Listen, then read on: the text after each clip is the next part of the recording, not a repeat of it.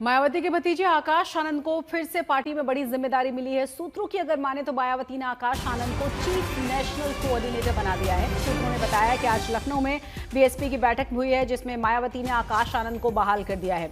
कुल 3 national coordinator बनाए गए हैं। इनके ऊपर चीफ नेशनल कोऑर्डिनेटर रहेंगे आकाश आनंद। तो इससे पहले भी आपने सुना होगा आकाश आनंद के साथ नाराजगी की खबरों को, लेकिन एक बार फिर से उन्हें चीफ कोऑर्डिनेटर बनाया गया है। आपको ये भी बता दें कि भतीजे हैं आकाश आनंद मायावती के, और पार्टी में एक बार फिर से उनको बड़ी जिम्मेदारी दी गई है। सूत्र ये कह रहे हैं कि आकाश आनंद को चीफ नेशनल कोऑर्डिनेटर बनाया गया है, क्योंकि वहां 3 कोऑर्डिनेटर रहेंगे और उन सब के ऊपर होंगे आकाश आनंद।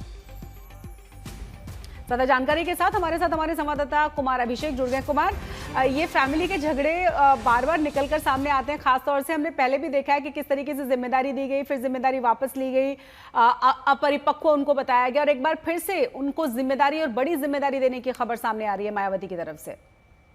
नहीं, बिल्कुल ये बहुत बड़ी खबर है। अगर बीएसपी के लिहाज से देखा जाए तो अब मायावती के घोषित नंबर 2 आकाश आनंद होंगे। यानी कि मायावती, जिन्होंने अभी कुछ महीने पहले ही आकाश आनंद को पार्टी से ही एक तरीके से बाहर कर दिया था, अपनी विरासत से बाहर कर दिया था, तमाम पद उनके छीन लिए थे और ये कह करके छीना था कि ये इस लायक नहीं है।